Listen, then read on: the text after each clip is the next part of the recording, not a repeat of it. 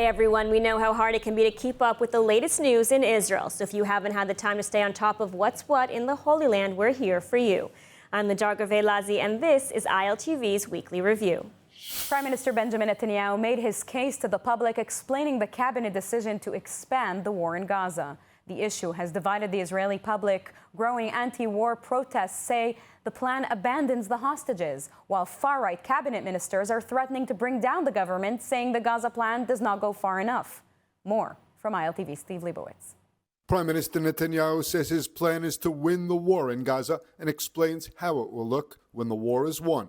The war can end tomorrow if Gaza, or rather if Hamas, lays down its arms and releases all the remaining hostages. Gaza will be demilitarized. Israel will have overriding security responsibility. A security zone will be established on Gaza's border with Israel to prevent future terrorist incursions. A civilian administration will be established in Gaza that will seek to live in peace with Israel. Using a chart, the Prime Minister explained the 5 Israeli requirements for the war to end. 5 principles for concluding the war. 1, Hamas disarmed. 2nd, all hostages freed. 3rd, Gaza demilitarized. 4th, Israel has overriding security control. And 5, non-Israeli peaceful civilian administration. The Prime Minister explained that Israel has no choice but to expand the Gaza offensive, not to occupy Gaza, but to liberate it from Hamas. Given Hamas's refusal to lay down its arms, Israel has no choice but to finish the job and complete the defeat of Hamas. Israel's Security Cabinet instructed the IDF to dismantle the 2 remaining Hamas strongholds in Gaza City and the central camps. Contrary to false claims, this is the best way to end the war and the best way to end it speedily. Netanyahu insisted that he wants the war to end as soon as the mission is accomplished and that returning live Israeli hostages remains a top priority. I don't want to prolong the war, I want to end the war. And I think the other suggestions would have prolonged it. We may have gotten maybe a dripping of hostages, even though Hamas showed no willingness to do that. And then they just go on and on and on, and we'd have this endless. Unless you are willing to just say, Israel, capitulate, go out. And even then, I don't think we'll get all the hostages. And if we capitulate, it means that Hamas will rearm, regroup, and carry out all the threats that it openly professes every day, by the way. Every day they say, we're going to do the October 7th massacre again and again. And joining me now to discuss all of this is former Chief of Staff of Prime Minister Benjamin Netanyahu, Ari Harrow. Thank you for joining, Ari. Hi, Sivan. Good to have you with us. Thank you. It's good to be here. Now, Prime Minister Netanyahu said Israel's military operations in Gaza will be wider and aim not at occupation, but at liberation. What does this mean in practice? What does Israel hope to achieve in this next stage, do you think? Well, I think the first question we need to ask ourselves is, does Israel want to accomplish something before soldiers enter Gaza City? Obviously, and you see it in the report that you shared just previously about the pending talks in Egypt, where Hamas is sending representatives. Qatar has already sent representatives. Clearly, the intention of Israeli military force into Gaza City and some of the refugee camps has moved Hamas, at least somewhat, to reconsider the previous offers that have been on the table for a ceasefire. So I think number one is that there is a possibility of reaching some type of ceasefire and some type of agreement before Israel actually enters Gaza City. Now, if we do enter Gaza City, I think that the goals have been made very clear for quite some time from this government. Obviously, it's bringing back the hostages, and it's bringing an end to Hamas, and whatever that takes. Mm-hmm. Now, Netanyahu reaffirmed the objective to complete the job against Hamas and to demilitarize Gaza. Do you believe that this is feasible? Well, I think that instead of questioning the future, we can take a look back at what's taken place over the last, nearly 2 years. 70% of Gaza, and Prime Minister Netanyahu shared it during his press conference last night, 70% of Gaza is currently under Israeli military control. By definition, that would mean that Hamas is not in any type of position to politically or administratively control those areas. And it also means that Hamas cannot threaten Israel from those areas.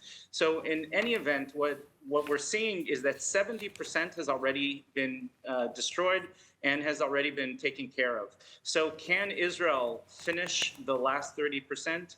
The question is yes, or rather the answer is yes. The question is what price will Israel have to pay in order to accomplish that?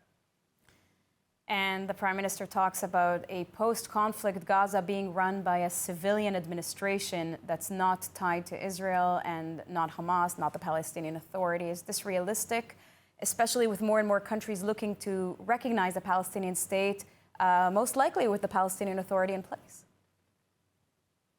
So it's very interesting when you take a look at the international scene and the movement towards Palestinian statehood recognition.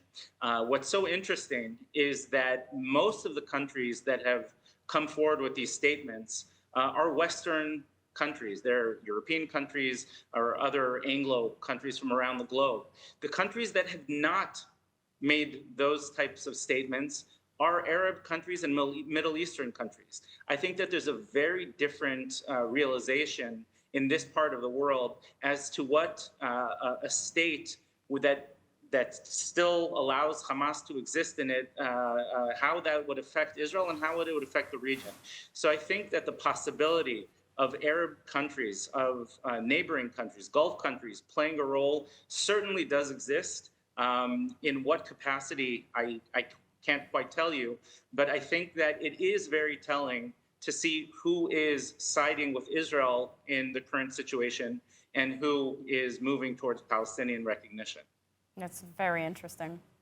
Now, here in Israel, we saw large protests over the weekend. How much pressure do you think Netanyahu is under domestically? Is the public with him on this new move? Does it even matter? So I think every poll from October 7th till today, when it's asked in a very straightforward question, do you want the hostages to come home immediately? The answer is pretty close to 100%, meaning the response of the Israeli people is we want the hostages home immediately. The divide really is what price do we have to pay in order to bring those home, number one. And number two is it even a realistic option? If you recall, just a few weeks ago, the President of the United States Special Envoy, Steve Witkoff, presented a plan that Qatar got behind, Egypt got behind, and Israel accepted, and Hamas turned it down. We have seen this play out over and over and over again, where Israel has agreed to make certain concessions, to pull back troops, and to release Palestinian terrorists in return for our hostages. And Hamas, with the backing of the Western countries that are now pushing for Palestinian recognition, have moved away from any type of concession on their part. So I think that the real question as to whether or not a deal can happen lies with Hamas and not with the decision makers in Jerusalem. Thank you very much, Ari Harrow, former Chief of Staff for Prime Minister Netanyahu. Thanks, Ivan. At the United Nations Security Council, Israel and the Palestinians clashed over the future of Gaza, offering two starkly different visions at an emergency session called to address Israel's plan to expand its military operations. ILTV's Mayan Hoffman has more. The Security Council chamber in New York became the stage for two competing narratives on Sunday, one portraying Israel as an occupying aggressor, the other as a nation fighting to free Gaza from terror. The meeting was convened by France, Denmark, Greece, and Slovenia after Israel's Security Cabinet approved a push to gain military control over the entire Strip, following civilian evacuations from combat zones. Palestinian Ambassador Riyad Mansour claimed Israel's true goal is not to defeat Hamas, but to tighten its grip on Gaza and derail any chance of an independent Palestinian state. Israel is seeking to cement its full military control over the Gaza Strip, and is prolonging this war not to end Hamas rule or to disarm it, but to prevent independent Palestinian statehood. From the Israeli side, Deputy Permanent Representative Jonathan Miller said the plan is not about occupation, but liberation. This is not conquest. Israel has no plans or desire to permanently occupy Gaza. This is liberation from a brutal terror regime. Miller outlined Israel's 5 principles to end the war: disarming Hamas, returning all hostages, demilitarizing Gaza, maintaining Israeli security control, and installing a peaceful civilian administration, neither Hamas nor the Palestinian Authority. Some council members echoed Palestinian concerns. The UK's representative called the decision wrong, warning it could endanger the hostages. Denmark decried the humanitarian toll, urging both sides to stop burning peace in the rubble. UN Secretary General Antonio Guterres called the move a, quote, dangerous escalation. But the United States pushed back, saying such criticism plays into Hamas's hands. The most recent round of negotiations collapsed because Hamas drew encouragement from efforts to target Israel with libels and lies. Hamas refuses to accept a ceasefire and continues to torture the hostages. Washington warned that by spreading falsehoods and condemning Israel, the Council risked prolonging the war and rewarding the very group responsible for starting it on October 7th. As Israel prepares for its next move, the divide in New York underscored a broader global split over how to end the war and who should shape Gaza's future. Well, after furious international reaction, Israel has released more details on Hamas commander Anas al-Sharif, killed in a targeted IDF airstrike while working as a reporter for Al Jazeera. Israel released documents showing al-Sharif has been an active Hamas terrorist since 2013. ILTV's Steve Leibowitz has more. The army insists that al-Sharif was actively serving as the head of a Hamas terror cell and released photos and documents proving the assertion. The documents and intelligence include personnel rosters, records of Hamas training camps, phone directories, and salary documents, all showing al-Sharif to be a combatant and commander in Hamas. The documents detail al-Sharif's position as a fighter and cell leader since his enlistment in Hamas in 2013, including participation in elite Nukba battalions and efforts to use his journalistic credentials as a cover for operational activity. World leaders and the world media have largely ignored the evidence of al-Sharif's dual role. The accusations of al-Sharif's ties to Hamas were not new and were made public by Israel last October. This from Reporters Without Borders. The accusation against Anas al-Sharif and a number of his colleagues is not new. We've seen it. We had already denounced it. We considered that the proof given was completely insufficient. The answers we got from the Israeli government were not at all satisfactory. We had denounced these accusations back in October. The documents provided by the IDF detail al-Sharif's position as a Hamas officer while using his journalistic credentials as a cover for operational activity. How much more evidence does the world need? Even with the facts on Israel's side, much of the world is turning a blind eye to the evidence. Al-Sharif was a full-time terrorist who also reported for Al Jazeera. I think it's important to note as well that BBC has actually confirmed Anas al-Sharif's previous involvement working for Hamas, BBC itself. Joining us now to discuss the IDF's strategy in Gaza and the next steps is Brigadier General Harel Knafo. Brigadier General, thank you so much for joining us at ILTV. To start, why is the takeover of Gaza City important? I mean, how does it help us achieve the war objectives? Well, it's not only the city, it's all Gaza Strip, and it's just a part of it. It's the city of Gaza. But anyway, it's the heart, I would say even the mind of the Hamas regime. And we already took it before, a year and a half or something like that. After they did what they did at 7 to October, we took it, but we left it because we need to do other things. And now we have to come back and do it again. But for this time is for good. I mean, to take over the city and stay there as long as the hostages are not in our hand. After that, we will have to finish also with Khan Yunis and with the places in the middle, in the center of Gaza Strip. We have to finish everything. We have to take out Hamas regime from all the territories in Gaza Strip. Now, we've heard a lot about the expansion of this military campaign, claims that it endangers the hostages. Is that true, in your opinion, or will these measures that increase pressure on Hamas actually see a more likelihood of them returning to negotiations or even releasing hostages? I don't think that we have to deal with that now. What I think is that we have to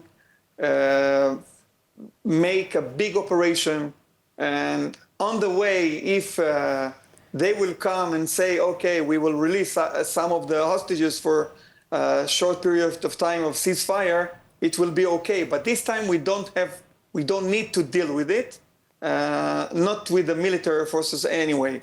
The last operation that we made didn't succeed so much because the aim of this operation was to put pressure on Hamas to give hostages, and it didn't work out. That's why we need to do now something else, and we need to take over all the territory, and in the middle, if they want to bring us back hostages for ceasefire, maybe we will succeed to do it, but it's not the aim or not the objective of this operation. So instead of the focus being on pressuring Hamas to negotiate, this is more about actually eradicating Hamas, correct? That's right. We have two objectives in this war. Most of the time we gave priority to release hostages. And now I think that we came to a time that those two objectives are controversial, and we cannot succeed them both. So we have to put our focus now on eradicate or eliminate the Hamas itself. I know that it brings a bit of a danger to our hostages, but we have to do it because with the terms that the Hamas put on the table on the last time to release hostages, it means that the end of the release will be in a few years from now. They say until the Gaza Strip will release the last of the hostages when the Gaza Strip will be rebuilt again.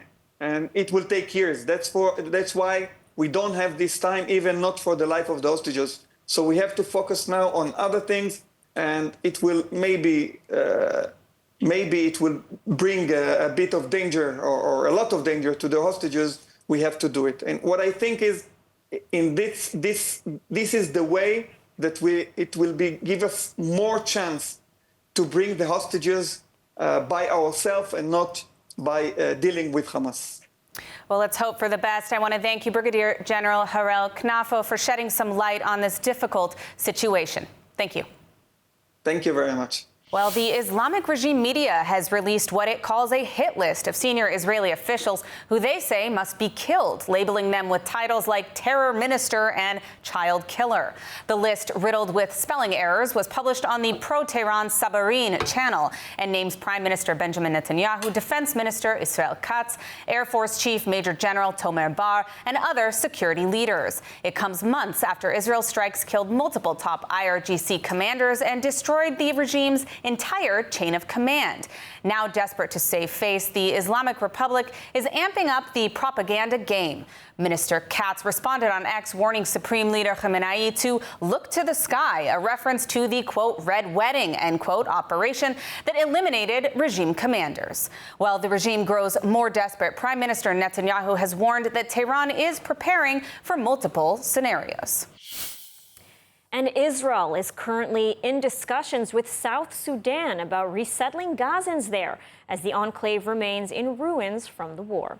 ILTV's Shosh Bedrosian reports on the plan, which comes as other Arab countries reject the idea of taking in Palestinians after the war. From a war-torn enclave to a war-torn country, the idea of resettling Palestinians in an East African country is part of Israel's effort to facilitate mass immigration from the Gaza Strip after the nearly 2-year war left the enclave in ruins, according to the Associated Press. The news outlet confirms Israel and South Sudan are in talks on the topic as Netanyahu works to envision Trump's plan of relocating Gaza's population through voluntary migration. Despite Palestinian and human rights groups rejecting the proposals to allow Palestinians to resettle elsewhere as the ravaged enclave gets rebuilt, other Arab countries have rejected opportunities to take Palestinians in. The Associated Press reports officials from Egypt tell them they've known for months about Israel's efforts to relocate Palestinians to another country and said Egypt is lobbying against the idea of South Sudan taking them in.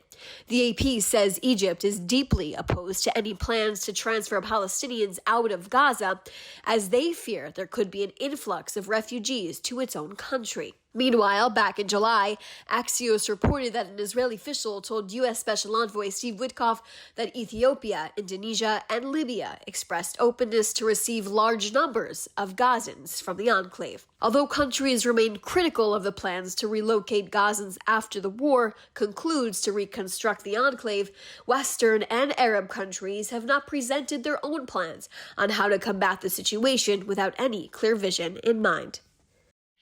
And today, the heat wave is continuing in Israel. The historically hot temperatures surged up to 50 degrees centigrade or 122 Fahrenheit in the Jordan Valley. And officials are maintaining the heat emergency warnings and life-threatening conditions to protect the most vulnerable populations. All-time records have been set in areas of eastern and southern Israel, and the seas of Galilee reached 49 centigrade or 120 degrees Fahrenheit. The coastal areas are not quite as hot, reaching only 36 centigrade, but the oppressive humidity levels created extremely dangerous heat stress conditions. There have also been reports of unusual localized tropical rain showers, including in Jerusalem. For more of the latest updates from Israel, make sure to subscribe to our newsletter at ILTV.tv or download the ILTV Plus app. That's it for ILTV's weekly review. See you next week.